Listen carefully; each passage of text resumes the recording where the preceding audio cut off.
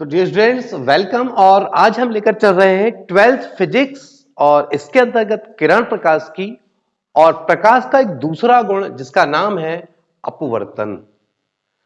अपवर्तन होता क्या है? तो अपवर्तन के लिए जरूरी होते हैं कि दो माध्यम, और ये माध्यम शब्द को क्लियर करना हो तो सबसे पहले यह क्लियर करें कि माध्यम में अंतर कैसे आप बोल सकते हैं। मोस्टली यहां कंफ्यूजन शुरू से भरा होता है। बहुत से स्टूडेंट ये सोचते हैं कि जैसे कि वायु, जल, कांच ये अलग अलग माध्यम है, तो बिल्कुल है अलग अलग माध्यम, लेकिन क्या वायु के साथ वायु कोई दूसरा माध्यम नहीं हो सकता क्या? वायु के साथ वायु क्या दूसरा माध्यम नहीं हो सकता क्या? तो इसका यह जवाब है कि बिल्कुल अलग अलग माध्यम कहलाएंगे। कैसे कहलाएंगे, बात को समझना। अब जैसे आप यहां हैं धरातल पे हैं और ये पृथ्वी धरातल पे, यहां पे जैसे ही आप ऊपर की ओर जाएंगे, जैसे जैसे ऊपर की ओर जाएंगे तो वायु का घनत्व कम होते जाएगा। इसका मतलब यह है कि आप ये 12 किलोमीटर ऊंचाई तक आप जाओ, यहां तक वायु का जो घेरा है हमारे ऊपर, इसका घनत्व अलग है तो वायु। इसके ऊपर और जाओ, है तो वायु ही, लेकिन यहां घनत्व धीरे धीरे क्या हो गया, बदलते जाता है। और घनत्व बदल गया मतलब माध्यम बदल गया। तो दिमाग में सबसे पहले इस बात को आप हटा दें कि माध्यम दो हैं। इसका मतलब एक पानी, एक वायु या एक कांच ऐसा होगा, ऐसा बिल्कुल नहीं। माध्यम बदलने का मतलब है कि वो एक ही चीज का बना हुआ हो सकता है, उसका घनत्व अलग अलग होना चाहिए। घनत्व क्या हो, अलग। जैसे कि मान लो ये बॉक्स है यहां पर, और यहां एक पतली सी लेयर है, यहां भी वायु है और यहां भी वायु है, या यहां भी पानी है और यहां भी पानी है। अब समझना बात को, यहां भी मैंने पानी लिया, यहां भी पानी लिया, ये है पानी, लेकिन यहां पे पानी लेने के बाद इसमें 2 kg मिला दिया मैंने शक्कर, गाढ़ा कर दिया। तो अब बताओ कि क्या ये पानी और ये दोनों का जो श्यानता एक जैसी होगी क्या? घनत्व एक जैसा होगा क्या? घनत्व में अंतर है। या फिर मैंने यहां जो दोनों पानी लिया, मान लो जितना भी लिया, इसमें 2 किलो शक्कर मिलाया, इसमें 5 किलो मिलाया, इसमें 2 किलो और इसमें, ये भी शरबत है ये भी शरबत, लेकिन श्यानता में फर्क है, गाढ़ापन में फर्क है, घनत्व में फर्क है। और अगर घनत्व में फर्क है तो दोनों ही शरबत होने के बावजूद भी अलग अलग माध्यम कहलाएंगे। पहले यह बात दिमाग में आप सेट करें, ठीक। अब आते हैं हम अपने आज के मेन टॉपिक पे, जिसका नाम है अपवर्तन। अपवर्तन है क्या? अपवर्तन, पहली बात तो यह एक प्रकाशिक घटना है। यहां पर अगर हम डेफिनेशन की बात करते हैं अपवर्तन की, तो इसमें यह होगा कि प्रकाश किरण एक माध्यम से दूसरे माध्यम में प्रवेश करेगी। इसकी शुरुआत कैसे होगी कि प्रकाश किरणें जब एक माध्यम से दूसरे माध्यम में प्रवेश करती है तो वो अपने मार्ग से विचलित हो जाती है। यानी जैसा सीधा उसको जाना चाहिए, क्योंकि प्रकाश का एक गुण है कि प्रकाश सीधी सरल रेखा में गति करता है। प्रकाश कैसी गति करता है? सीधी सरल रेखा में। पर कब? जहां का घनत्व एक जैसा हो, जो माध्यम एक जैसा हो। माध्यम बदल गया यानी घनत्व बदल गया, तब ये दिशा को बदलेगा। अब समझते हैं कैसे। ये मान के चले एक माध्यम है पास में, चलो हम मान लेते हैं कि एक कांच है, यहां पर एक लंब मान लें, अभिलंब, और यहां पर वायु है। कोई प्रकाश किरण वायु से चलकर आई यहां, ये एक कांच का टुकड़ा है, सिल्ली।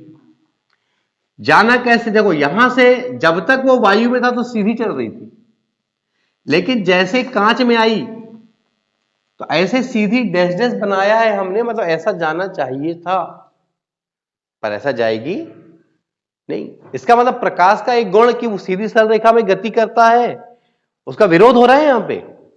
विरोध विरोध कुछ नहीं हो रहा है, माध्यम बदले वो अपने। उसका नियम यह है कि प्रकाश किरण एक ही माध्यम में, प्रकाश किरण एक ही माध्यम में सीधी सरल रेखा में गति करती है, लेकिन जब माध्यम बदल दें, माध्यम बदल दें, तब ये अपने मार्ग से विचलित हो जाती है। तब ये ऐसे झुक जाएंगी इसकी ओर और ये आएंगी, और ये किरण कहलाएगी अपवर्तित किरण। ये किरण कौन सी होगी? आपतित। ये क्या है? अभिलंब। ये कौन सी किरण है?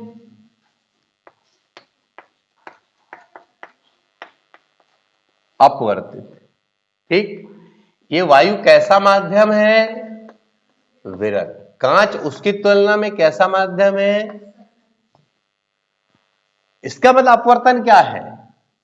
यहां लिखेंगे प्रकाश किरण जब एक माध्यम से दूसरे माध्यम में प्रवेश करती है, एक माध्यम से दूसरे माध्यम में प्रवेश करती है, तब क्या होता है?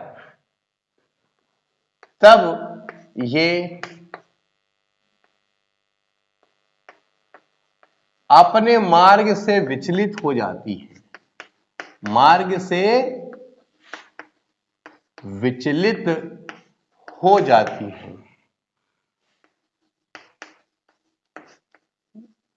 प्रकाश की इस घटना को, प्रकाश की इस घटना को क्या कहेंगे? प्रकाश की इस घटना को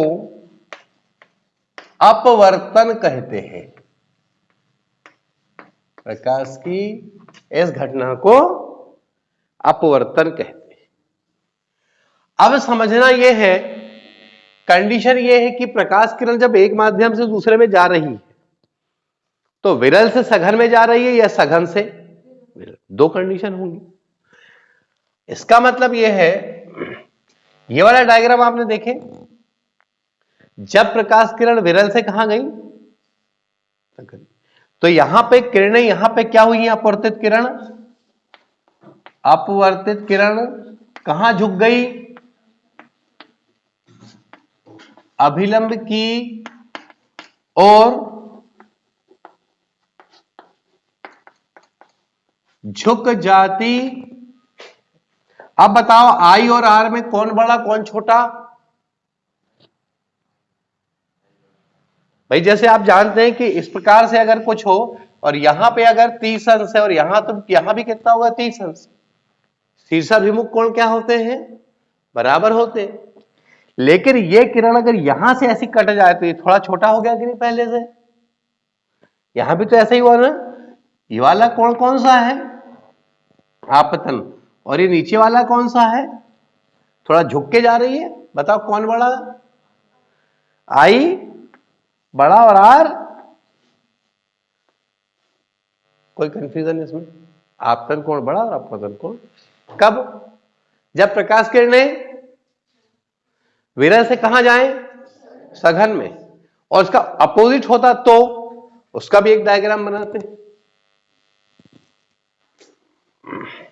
उसका भी एक डायग्राम देखें।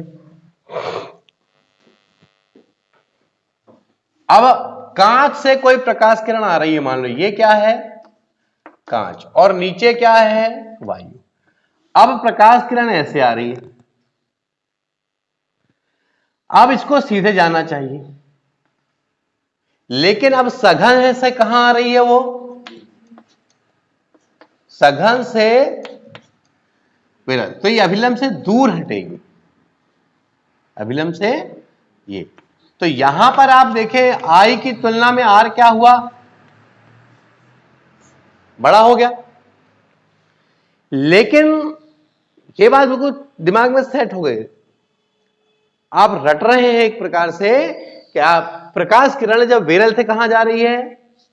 तो अभिलंब की ओर झुक रही है, लेकिन जब सघन से कहां जा रही है? तो अभिलंब से दूर। फाइनली उसका रास्ता बदल रहा है, अच्छा एक काम करते, एक सिचुएशन और बनाते हैं जो एनसीईआरटी बुक में नहीं है। ये लो हम यहां बनाते हैं, ये कांच है और यहां भी सेम वासेज वाला कांच है और दोनों का घनत्व क्या है, समान।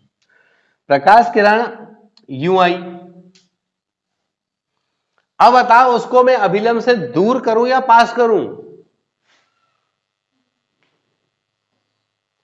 अभी तक आप देख रहे थे जब वो विरल से सघन में जाए तो पास आए, लेकिन सघन से विरल जाए तो दूर होती थी। अब मैंने दो कांच के सेम टुकड़ों को रख दिया है, अब बताओ कि यहां क्या हो। अगर ये कांच के दोनों टुकड़े सेम है, सेम पदार्थ के बने, सेम घनत्व है, तो वो तो माध्यम अलग कहलाएगा ही नहीं। इसका मतलब जब माध्यम अलग नहीं तो वो सीधा जाएगा। कब, लेकिन जब इन दोनों का घनत्व क्या हो। माध्यम अलग होने का मतलब घनत्व बदलना चाहिए। ठीक, सेम पदार्थ का भी हो सकता है। हां, यहां पे एक कम घनत्व का कांच और दूसरा ज्यादा घनत्व का कांच होता तो इनमें से कोई नियम लगता। लेकिन बात यह आती है कि इस लेक्चर को बनाने का क्या ओनली इतना ही मकसद है कि वास्तव में आपको ये रटवा दिया जाए कि प्रकाश किरणें जब विरल से सघन जाती हैं तो अभिलंब के पास झुकेंगी और जब सघन से विरल जाएंगी तो वो अभिलंब से दूर हटेंगी। केवल इतना मात्र उद्देश्य नहीं है। मैं जो बात यहां कह रहा हूं थ्योरी के रूप में, कुछ देर वेट करें, इस बात को हम यहां इसी लेक्चर में प्रूफ करेंगे और प्रूफ करने के बाद आपको कभी रटना नहीं पड़ेगा कि वास्तव में ऐसा ही क्यों होता है। तो इसके लिए चलते हैं सबसे पहले हम अपवर्तन के नियम पर, और अपवर्तन के नियम के पश्चात अपवर्तनांक को मैं बेस बनाऊंगा और उसके माध्यम से आज मैं आपको समझाऊंगा कि वास्तव में ये गणितीय रूप में ये बातें सही है या नहीं है। तो हम सबसे पहले चलते हैं अपवर्तन के नियम पर। तो अपवर्तन का जो पहला नियम है वो ये है कि जब कोई प्रकाश किरण एक माध्यम से दूसरे माध्यम में प्रवेश करती है तब यहां दो एंगल बनते हैं, जिसमें से आई कौन सा एंगल है बताओ, आपतन कोण, और आर कौन सा है। तब यह माना गया कि इस माध्यम का अपवर्तनांक निकाला जाए और उसको लिखेंगे 1μ2, पहले के सापेक्ष दूसरे का। पहले के सापेक्ष इसका दूसरे का अपवर्तनांक होता, म्यू यहां अपवर्तनांक है, जो कि आपतन कोण की ज्या और अपवर्तन कोण की ज्या का अनुपात होती है।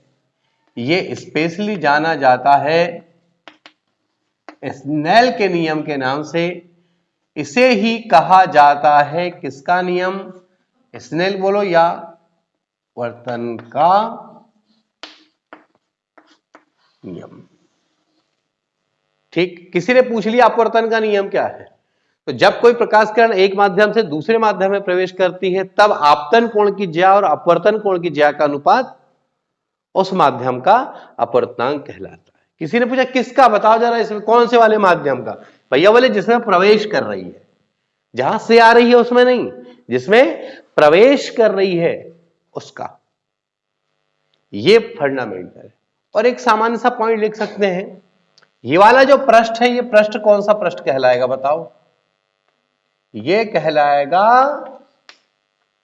अपवर्तक पृष्ठ। ये कौन सा पृष्ठ कहलाएगा ये वाला, क्योंकि वहां अपवर्तन की घटना हो रही ना।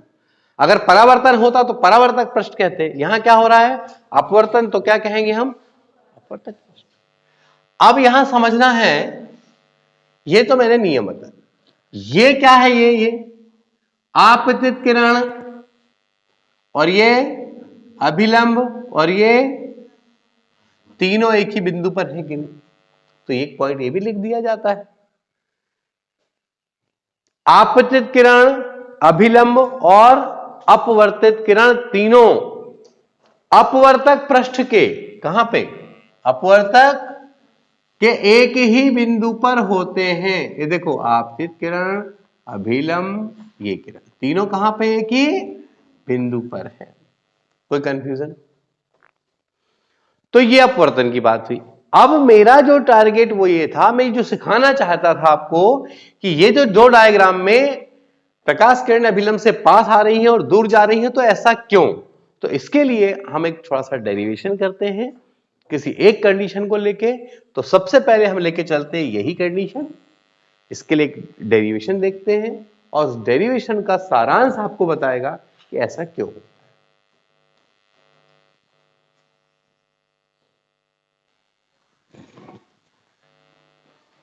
देखिए, सबसे पहले मान लेते हैं, माना कि एक प्रकाश किरण, माना कि एक प्रकाश किरण विरल माध्यम, और वो एग्जाम्पल लेके चले वायु से सघन माध्यम, और एग्जाम्पल लेके चले में प्रवेश करती है, में प्रवेश करती है। और एक डायग्राम बना दें,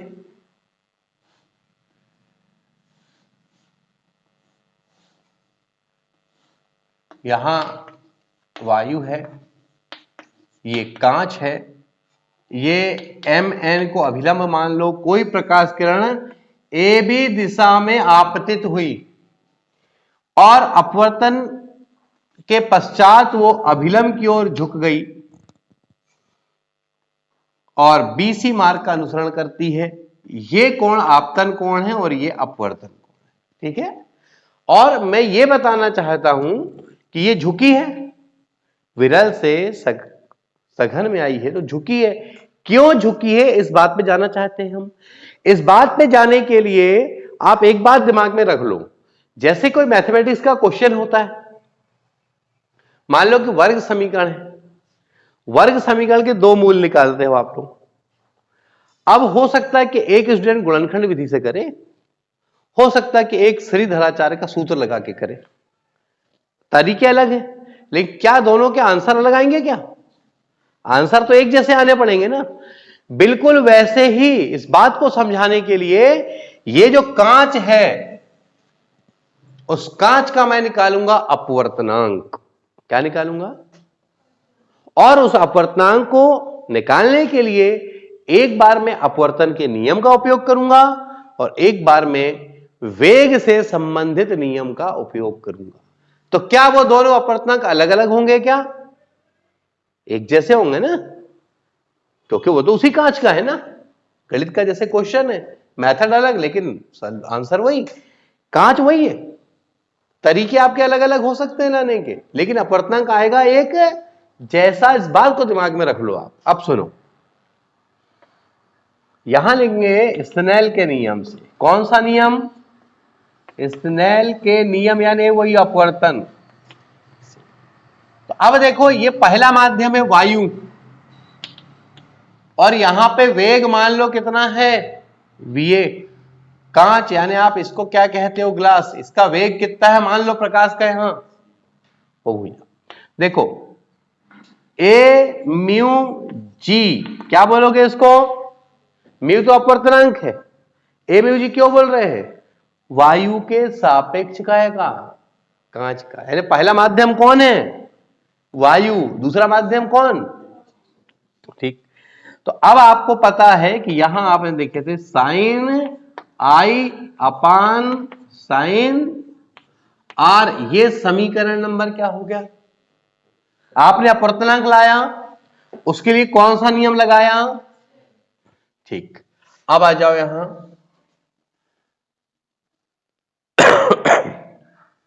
ए mu G is equal to, क्या है ये? वायु के सापेक्ष कांच का अपवर्तनांक वेग के रूप में निकालना चाहेंगे तो जो पहले यहां रहता है उसका वेग होगा ऊपर, और जो पीछे रहता है उसका वेग होगा नीचे। ये समीकरण नंबर 2। कोई कंफ्यूजन इसमें? अब ये अपवर्तनांक निकाला गया है कहां का? इसी कांच का, लेकिन स्नेल का नियम लगाया गया है।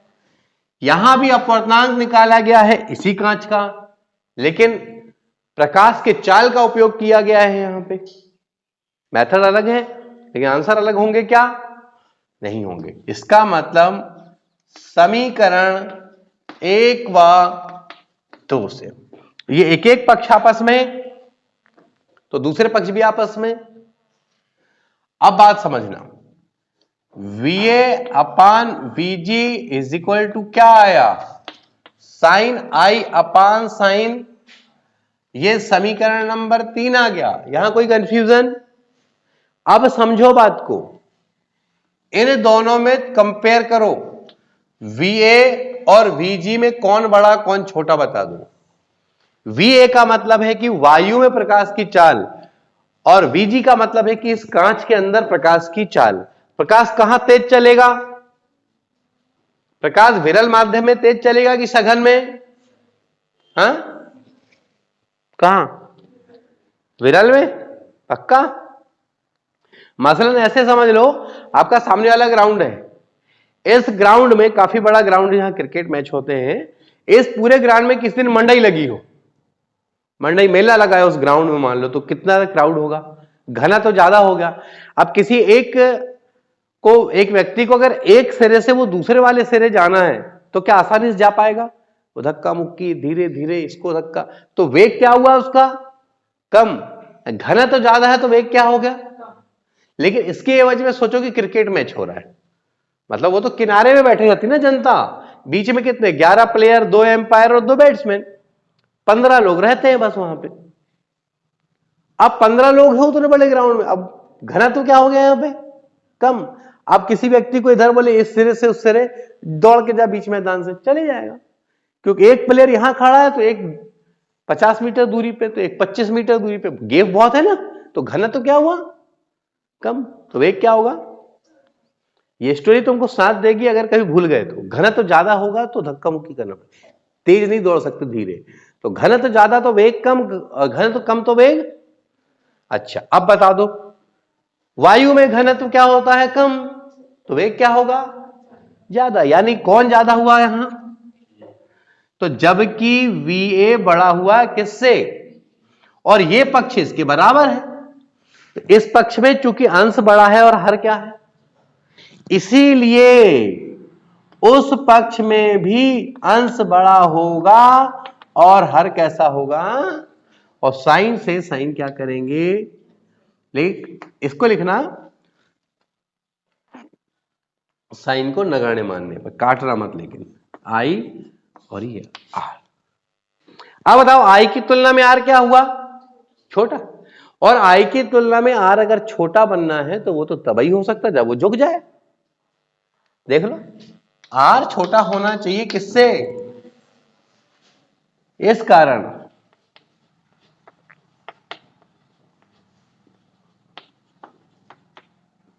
अपवर्तित किरण अभिलंब की ओर झुक जाती है, अभिलंब की ओर झुक जाती है। स्पष्ट दिख रहा है।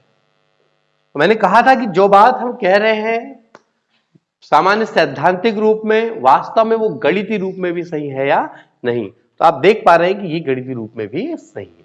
तो इसकी कौन सी एक सिचुएशन लिया था मैंने? प्रकाश किरण कहां जा रही है? विरल से सघन जा रही है। तो उल्टा होता तो क्या होता? सब कुछ उल्टा हो जाएगा। तो क्या वो सेकेंड सिचुएशन करके बताना है या बात दिमाग में समझ आ रही है कि उस सिचुएशन को भी ऐसा ही करके बताना है? क्या बोल रहे हो आप?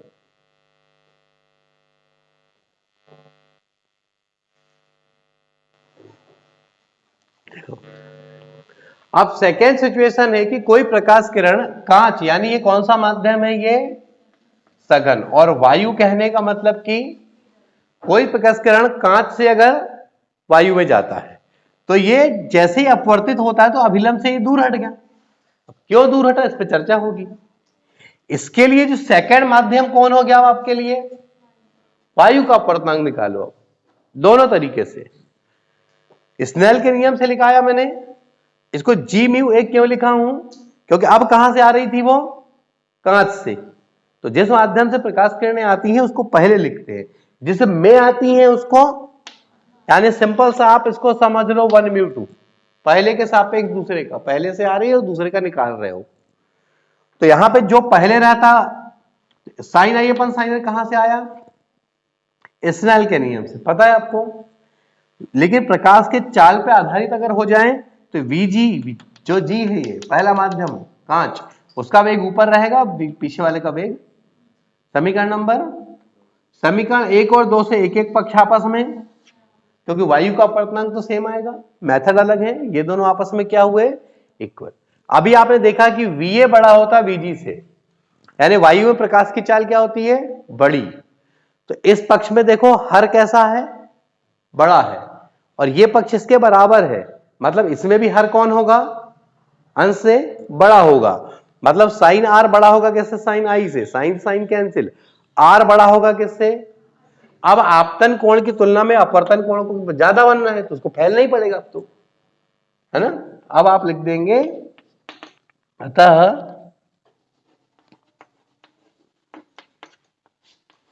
अपवर्तित किरण क्या होती हैं, अभिलंब से दूर हट जाती। तो फाइनली जो बात हमने सैद्धांतिक थ्योरी रूप में कहे थे वो बात ये प्रूफ भी हो गई। तो ये स्टार्ट हुआ हमारा अपवर्तन वाला लेसन। इस अपवर्तन वाले लेसन में डेरिवेशन काफी है और बहुत अच्छे डेरिवेशन है, लंबे हैं लेकिन बड़े सटीक हैं, दिक्कत नहीं होगी यहाँ पे कहीं भी। तो ये रहा आपका